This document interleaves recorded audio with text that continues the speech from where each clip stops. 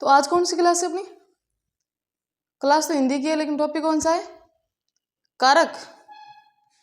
ठीक है, कारक। कारक और हिंदी की मतलब टॉपिक ये कारक कंप्लीट होने के बाद हम वाद्य यंत्र का रिवीजन कर लेंगे, आर्ट एंड कल्चर का। ठीक है, इतना समझ में आ रहा? क्या समझ में आ रहा है? कारक स्टार्ट करते हैं कि कारक क्या है। आज हम हिंदी व्याकरण की उस गली में जाने वाले हैं जहां शब्द अकेले नहीं चलते, उन्हें दिशा देने के लिए कौन होता है? कारक। दिशा कौन देता है? कारक। यानी कि बिना कारक के वाक्य का अर्थ अधूरा रह जाता है। वाक्य लिख लो आप, लेकिन कारक के बिना अधूरा है वो। जिस कारक को देखते हैं हम, संज्ञा या सर्वनाम के जिस रूप के द्वारा उसका संबंध वाक्य के दूसरे शब्दों, जैसे विशेषकर बात कर लेते हैं, क्रिया के साथ माना जाता है। विशेषकर क्रिया के साथ माना जाता है। हाँ, शॉर्ट में समझे। जब कोई संज्ञा या सर्वनाम, या फिर बात कर लेते हैं वाक्य में हर शब्द कोई ना कोई काम करता है, तो उसे जो काम का रिश्ता बताता है ना, मतलब कोई ना कोई काम करता है लेकिन वो रिश्ता बता रहा है, तो वो क्या है? कारक। जैसे कि बात करें, वो काम कौन कर रहा है, कहाँ हो रहा है, किस पर हो रहा है काम, किससे हो रहा है, किसके लिए हो रहा है, ये कौन बताएगा? कारक। यानी कि बीच का रिश्ता बता रहा है। जैसे कि बात कर ले, मोहन ने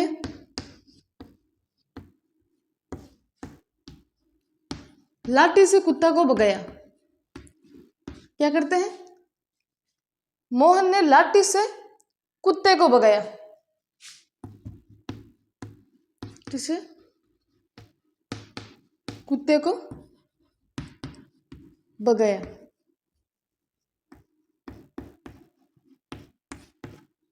किससे भगाया? लाठी से। किसने भगाया? मोहन ने। किसने भगाया? तो हम क्या बात करेंगे इसमें? रिश्ता बताना है। तो भगाने वाला कौन है? मोहन। करता मोहन है ना, भगाने वाला कौन है?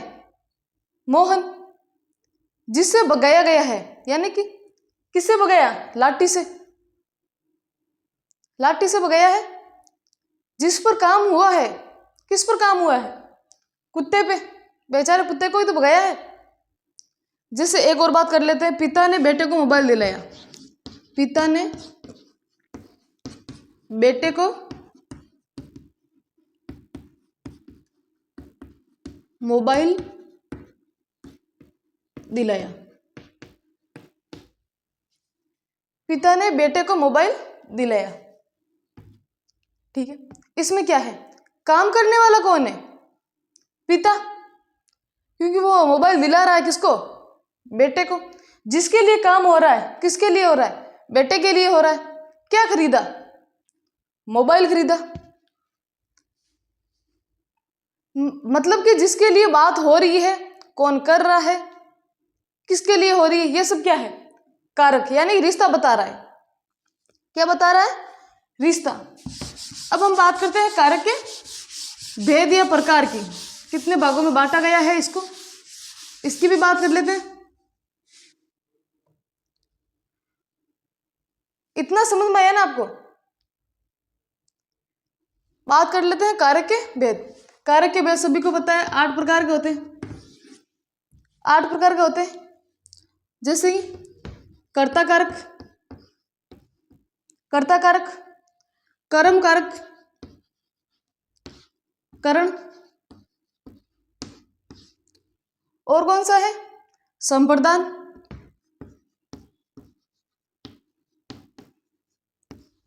संप्रदान कारक, और कौन सा? अपादान, अपादान नहीं, यहाँ पे लिख दो, अपादान, और कौन सा है? संबंध कारक,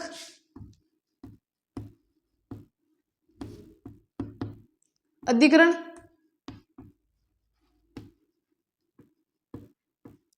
एक लास्ट कौन सा रह गया? संबोधन। कौन सा? संबोधन। ठीक है, कितने? 8 प्रकार के। कर्ता, कर्म, करण, संप्रदान कारक, अपादान कारक, संबंध कारक, अधिकरण कारक और संबोधन कारक। इसकी विभक्ति चिन्ह के बारे में बात कर लेते हैं। जैसे कि हम बोलते हैं ना, कर्ता ने, कर्म को, करण से। विभक्ति चिन्ह यानी इनको पहचाना जा सकता है से, या बात कर लेते हैं के द्वारा। संप्रदान के लिए, के लिए। अपादान से अलग, अलग की बात हो तो क्या होगा? अपादान। संबंध बता रहे हैं, जैसे का के उसका है, उसकी है, का के की, रा रे री। अधिकरण मैं पे पर, मैं पे पर। संबोधन, किसी को संबोधन कर रहे, अरे, हे, ओ, अजी। ये क्या करें हम? संबोधन करें। समझ में आया इतना कि कारक के 8 प्रकार है, 8 भेद है। कर्ता कारक, कर्म कारक, करण कारक, संप्रदान कारक, अपादान, संबंध, अधिकरण, संबोधन। इसकी विभक्ति चिन्ह की बात कर लेते हैं कि कर्ता ने कर्म को करण से यानी कि के द्वारा, संप्रदान के लिए, अपादान से अलग, अलग की बात हो, संबंध का के की, किसी को संबंध दर्शा रहे हैं, जैसे रा रे री, उसका है, उसकी। अधिकरण मैं पे पर। संबोधन है, अरे, ओ, जी, जैसे संबोधन कर रहे हैं किसी को, वो क्या हो गया? संबोधन कारक। अब हम एक एक को उठाएंगे और एक एक को पढ़ेंगे। बात कर लेते हैं कर्ता कारक की।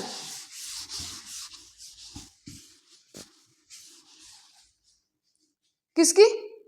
कर्ता कारक की। कि कर्ता कारक क्या है? यानी किसी काम को जो करता है ना, उसी के बारे में बताना। जैसे कि संज्ञा या सर्वनाम के जिस रूप से क्रिया के करने वाले का बोध हो।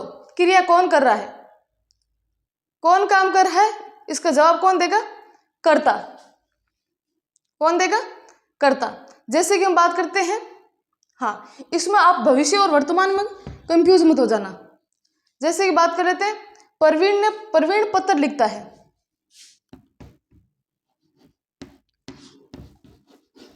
प्रवीण पत्र लिखता है। क्या है? प्रवीण पत्र लिखता है। क्रिया कौन सी है? लिखता है। ये क्या है? क्रिया। और अभी हमने क्या पढ़ा था कि संज्ञा या सर्वनाम के जिस रूप से क्रिया के करने का बोध हो, क्रिया के करने का बोध हो। प्रवीण कर रहा है, क्या कर रहा है? पत्र लिख रहा है। लिखता है तो क्या है? वर्तमान काल। क्या है? वर्तमान काल। वर्तमान काल। कौन लिखता है? प्रवीण। तो ये क्या है? कर्ता। कौन लिख रहा है? प्रवीण। तो ये कौन है? कर्ता। क्रिया क्या हो गई? लिखता। ये वर्तमान काल लिख रहा है, अभी लिखता है। एक बात याद रखना, भविष्य और वर्तमान, एक तो भविष्य प्लस वर्तमान, क्या? वर्तमान। इसमें ने नहीं लगता। क्या है? ने नहीं लगता।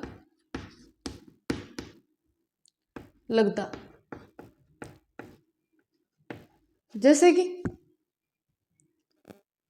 वर्तमान और भविष्य में ने नहीं लगता। जैसे कि बात कर लेते हैं, हाँ, भूतकाल में ने लगेगा। भूतकाल में उसने किया। कब किया? भूतकाल हो गया। भूतकाल में लगेगा क्या? ने। जैसे कि बात कर लेते हैं, जब वाक्य में भूतकाल में होता है ना, जब वाक्य भूतकाल में होता है और सकर्मक क्रिया होती है, यानी क्रिया किसी पर असर डालती है, तो कर्ता कारक के साथ होता है, ने लगता है। यानी सकर्मक को, जैसे राज ने दूध पिया, तो वो क्यों, कौन सी है? सकर्मक। सकर्मक क्रिया मैंने पढ़ाई थी पहले, किसी पर असर डालती हो, क्रिया किसी पर असर डालती हो। लेकिन जब क्रिया अकर्मक हो, यानी किसी पर काम का असर नहीं डालती है, खुद ही कर लेती है, जैसे सोना हो गया, होना हो गया, जैसे बालक सो गया, नेताजी भाषण देते रहे। समझ में आया इतना? तो बस दो को तो इतना याद रखना है कि भूतकाल में ने लगेगा और इसमें ने नहीं लगेगा। बाकी आप पहचान जाओगे कर्ता ने, जो कर्ता खुद काम कर रहा है वो क्या है? कर्ता कारक। कारक ही पढ़ रहे हैं, कारक हटा रही हूं।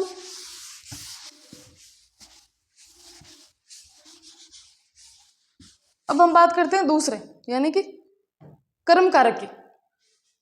किसकी? कर्म। कर्ता ने कर्म को, विभक्ति चिन्ह क्या है इसका? को। यानी कि जिस वस्तु या क्रिया का फल पड़ता हो, इसका विपरीत चिन्ह को होता है, विभक्ति चिन्ह को होता है।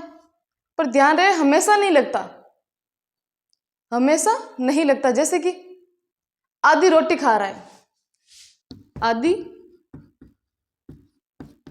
रोटी खा रहा है,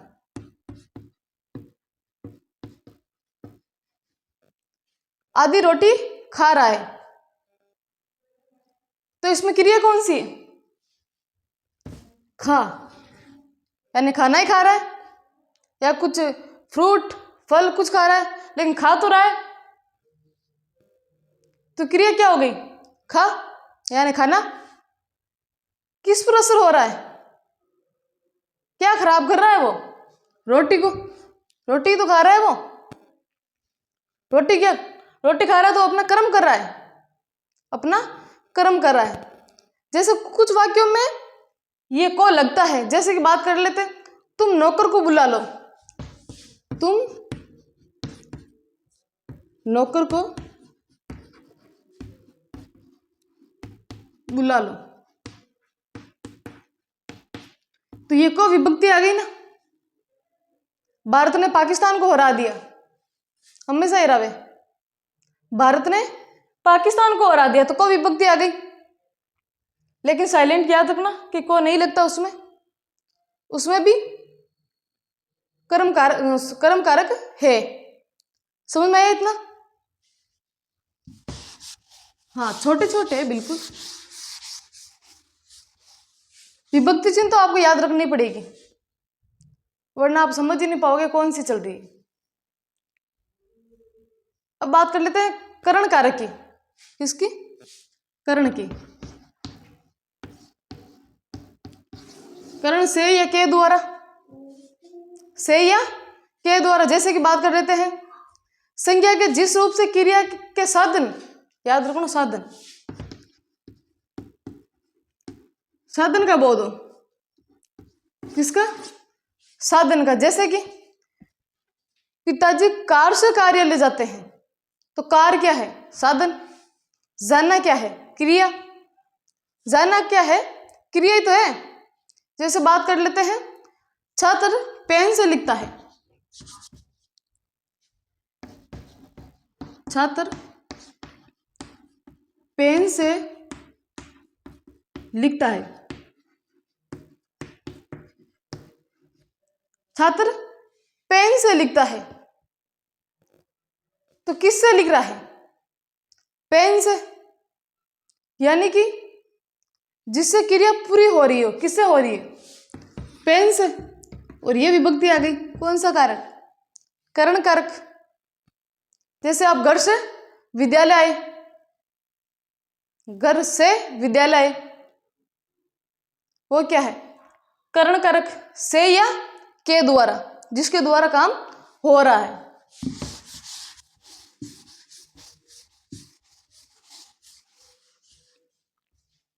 हाँ, विद्यार्थी शिक्षक से पढ़ रहे हैं तो वो भी है। अब बात करते हैं संप्रदान कारक की।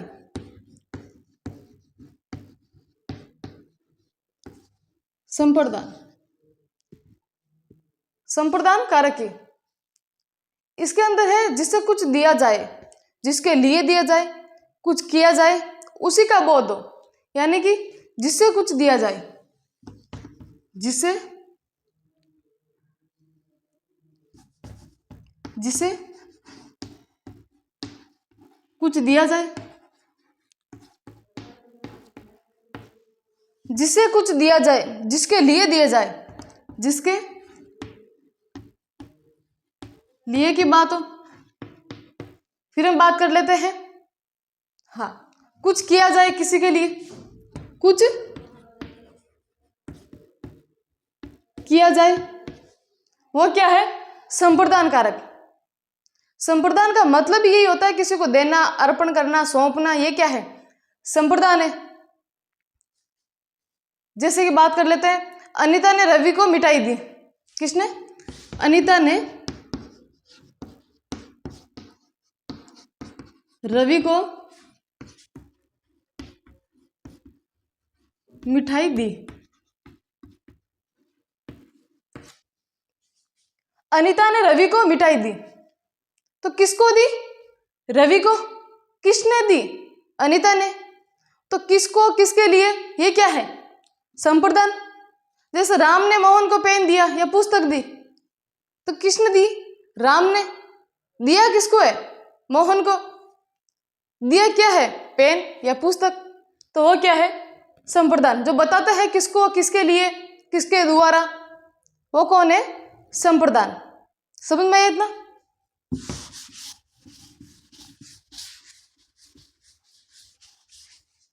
वो क्या है? संप्रदान। इतना समझ में आ गया। अब बात करते हैं अपादान की। अपादान तो बिल्कुल सरल है, सारे ही सरल है, वैसे अपादान ज्यादा बढ़िया है, सभी के साथ होता है। अलग, अलग होना, से अलग, से अलग, वो उससे अलग हो गया, वो उससे अलग हो गया, जिसे आप इंग्लिश में ब्रेकअप कहते हो। समझ में आया? यानी अलगाव की बात हो, अलग होने की बात हो, तो वो क्या है? अपादान। जैसे कि संज्ञा या सर्वनाम के जिस रूप से अलग होने की स्थिति का बोध हो, दूरी बनाना, अलग होना, से हटना, दूर होना, ये सब क्या है? अपादान है। जैसे चिड़िया पेड़ से उड़ गई, चिड़िया पेड़ से उड़ गई, उड़ गई, उड़ गई, तो अलग हो गई है चिड़िया किससे? पेड़ से। पेड़ पे पहले बैठी थी, फिर क्या? उड़ गई तो अलग हो गई। तो चिड़िया कहां से उड़ी? पेड़ से। पेड़ से ही तो अलग हो रही है वो। लड़का घर से दुकान गया, लड़का घर से दुकान आया, तो लड़का घर से दुकान आया तो घर से तो अलग हो गया ना वो।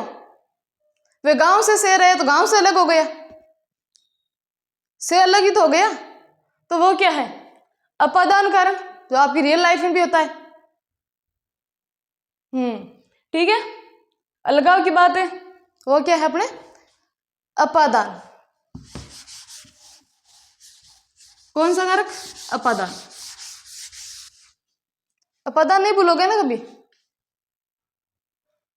बात कर लेते हैं, कभी कभी अपादान में और करण कारक में कंफ्यूजन होता है, क्योंकि से विभक्ति उसकी होती है, के लिए उसकी होती है। ठीक है। अपादान प्लस कर्ण में अंतर। कर्ण में अंतर की बात कर लेते हैं, दोनों में अंतर की बात कर लेते हैं। क्या अंतर है, यानी कि याद रखना इन दोनों में ही से विभक्ति आती है, से विभक्ति का चिन्ह होता है दोनों में,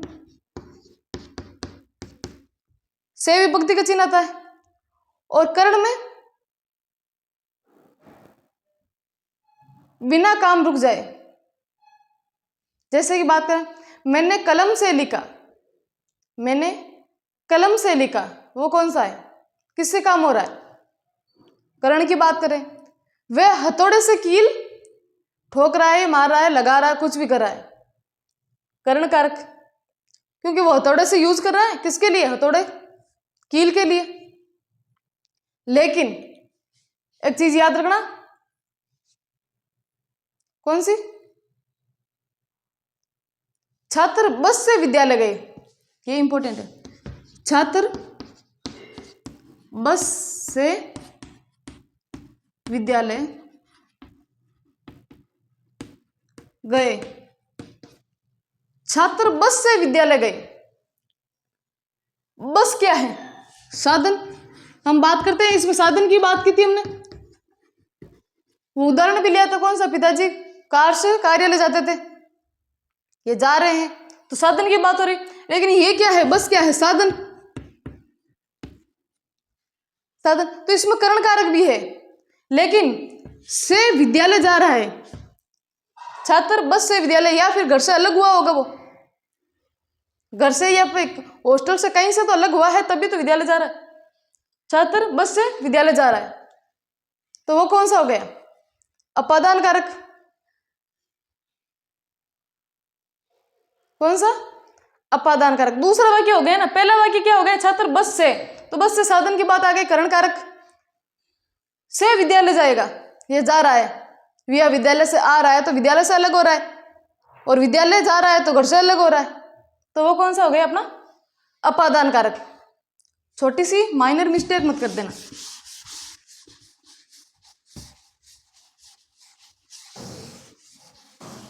अब हम बात करते हैं कौन सा, संबंध कारक की, किसकी,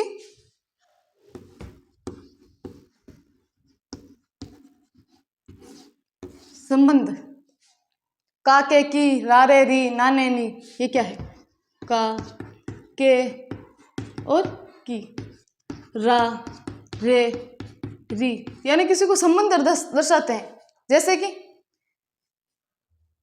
किसी शब्द का प्रयोग संबंध बताने के लिए हो, रिश्ता बताने के लिए, जैसे बात कर लेते किसका, किसके, किसकी, यानी कि किसका, किसका और किसकी, किसके, ये क्या है, संबंध बताने वाले। जैसे कि मान लो आप कहीं बाहर जा रहे हो और आपके साथ एक छोटा सा बच्चा या बच्ची है, मान लो कोई आपसे पूछे कि ये बच्चा कौन है, तब आप बताते हो ये मेरा भतीजा है या भतीजी है, तो उसके पिता के और आपके बीच में संबंध बता रहे हो, बता रहे हो ना, ये मेरी भतीजी है या भतीजा है। जैसे हाँ, और मान लो, जैसे मान लो कि आप स्कूल जा रहे हो और एक बच्चा आपके साथ में है, बच्चा हाथ, मान लो एक बच्चा स्कूल जा रहा है, उसके हाथ में रोहित की किताब है, बच्चा स्कूल जा रहा है, रोहित की किताब है हाथ में। अब सोचो किताब किसकी है, जवाब रोहित की किताब है, यानी किताब और रोहित का संबंध बता रहे हो। बच्चा तो जा रहा है, लेकिन बच्चे के हाथ में किसकी किताब है, रोहित की, तो रोहित की किताब ही बताओगे ना, किसकी किताब है, आप पूछोगे तो बोलेगा रोहित की किताब, तो रोहित के और किताब के संबंध बता रहे हो। रोहित का किताब पर मालिकाना हक है, वो क्या है, संबंध कारक, किसी के साथ संबंध बताना, वह मेरा छोटा भाई है, वह मेरी बड़ी बहन है, वो क्या है, संबंध बता रहे हो, वो क्या हो गया अपना संबंध कारक। अब हम बात करते हैं किसकी, अधिकरण। अधिकरण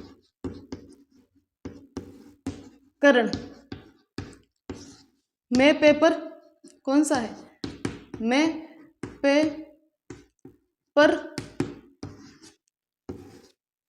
विभक्ति चिन्ह है इसके, क्या है? विभक्ति चिन्ह। जैसे कि बात करें, हाँ परिभाषा की बात कर लेते हैं इसकी। संज्ञा या सर्वनाम के जिस रूप से क्रिया के स्थान या काल का बोध अधिकरण है, यानी कि जब कोई शब्द बताए कि क्रिया कहां पर हो रही है, वही क्या है? अधिकरण।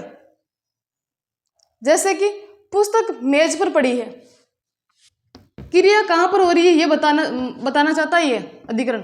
पुस्तक मेज पर पड़ी है, पुस्तक मेज पर पड़ी है, क्रिया पड़ी है या रखी है, वो क्या होगी? क्रिया। कहां पर? मेज पर। अधिकरण क्या बताएगा? कहां? अधिकरण होते हैं 3 प्रकार के। कितने? 3। कौन कौन से, वो भी बात कर लेते हैं। एक बात कर लेते हैं हम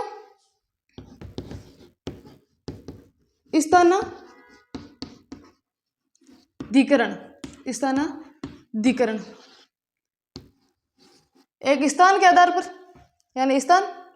एक कालाधिकरण, काल बताएगा।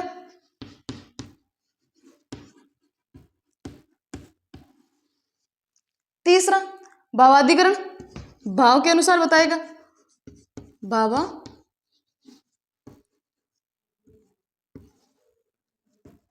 भावाधिकरण।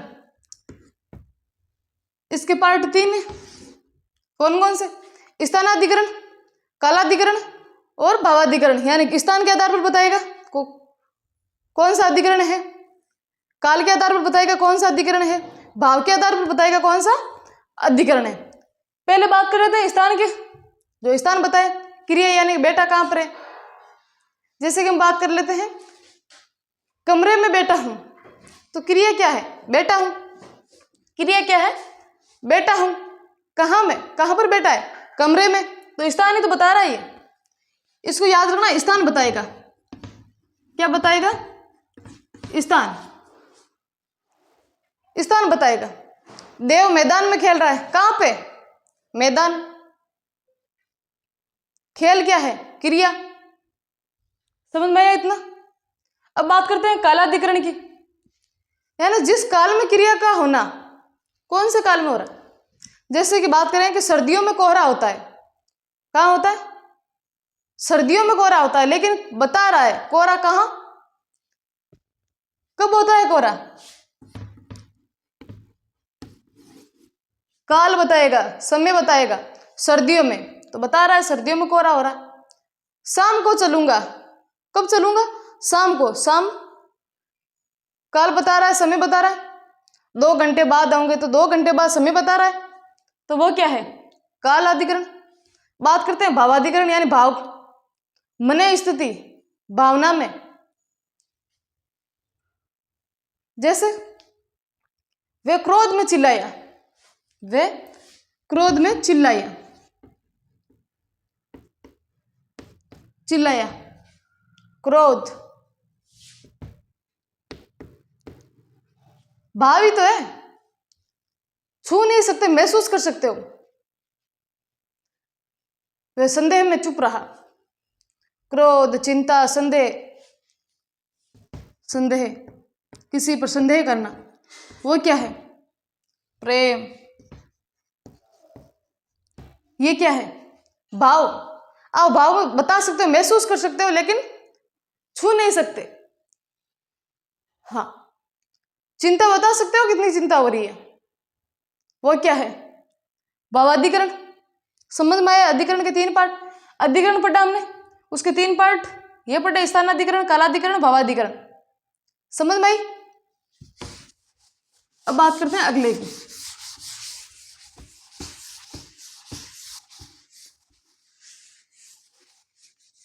किसकी? अगले की।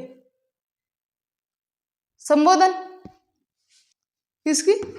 संबोधन। किसी को संबोधन करना, बुलाना, बात करना, नाम नहीं जानते, बोलते हो ना, ओ इधर आ,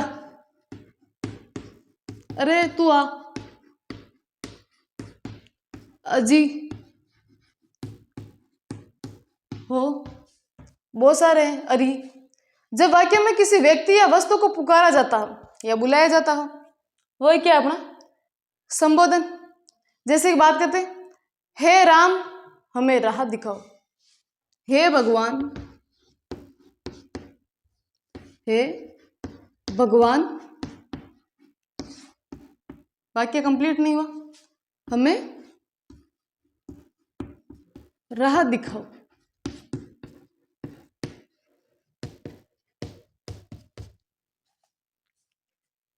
हे भगवान हमें राह दिखाओ, तो यहां जो हे भगवान है वो पुकारने के लिए यानी कि संबोधन, तो वो क्या है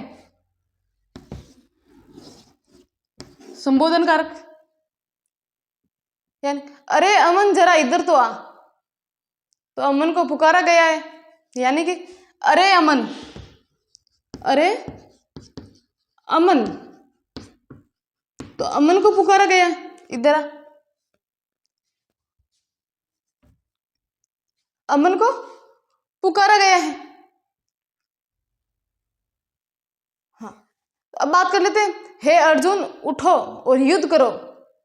हे अर्जुन, क्या बात कर रहे हैं हम, हे अर्जुन, तो ये क्या है संबोधन ही हो रहा है। हे अर्जुन उठो और युद्ध करो, यानी कि श्री कृष्ण अर्जुन को संबोधित कर रहे हैं कि हे अर्जुन उठ और युद्ध कर, तो वो कौन सा हो गया संबोधन। संबोधन करना किसी को हो गया संबोधन। संबोधन हे ओ अरी अजी, ये क्या है जब वाक्य में किसी व्यक्ति को पुकारा जाए बुलाया जाए, वो कौन सा है, कौन सा है संबोधन। अधिकरण के हमने 3 पार्ट पढ़े, कौन कौन से, स्थानाधिकरण, कालाधिकरण, भावाधिकरण। अधिकरण हमने पढ़ लिया, संबंध बताया तो संबंध दर्शाता है, रिलेशन बताता है। फिर कौन सा पढ़ा, अपादान से अलग, अलग की भावना हो, अलग की बात हो। संप्रदान, कुछ दिया जाए कुछ लिया जाए, वो क्या है करण। साधन की बात, सॉरी हाँ करण, साधन की बात हो रही है। कर्म, कर्म क्या है इसमें कोई विभक्ति हो, किससे काम हो रहा है। हाँ, फिर कर्ता, स्वयं की बात हो रही है। हमने 8 प्रकार पढ़ लिए, किस किस के कारक के 8 प्रकार पढ़ लिए, कर्ता, कर्म, करण, अपादान, संबंध, अधिकरण, संबोधन। 8 कारक पढ़ लिया हमने, कारक है भेद। विभक्ति चिन्ह भी याद रखना, क्योंकि विभक्ति चिन्ह में आप कंफ्यूज नहीं हो गए। जैसे कर्ता ने कर्म को करण से या के द्वारा, संप्रदान के लिए, अपादान से अलग, संबंध का के की, रा रे री, ना ने नी, ये सारे क्या है संबंध। अधिकरण मैं पेपर, संबोधन, संबोधन करे अरे अजी, ये क्या है हो ओ, ये क्या है संबोधन है, संबोधन कर रहा है। तो आज की क्लास हमारी इतना मेरे हिसाब से आप सभी को समझ में आया होगा। कार्यकिता एग्जाम नजदीक आ रहे, तो वो भी टॉपिक लेंगे, कौन से वाक्य शुद्धि वाले, लोकोक्ति, मुहावरे। ओके।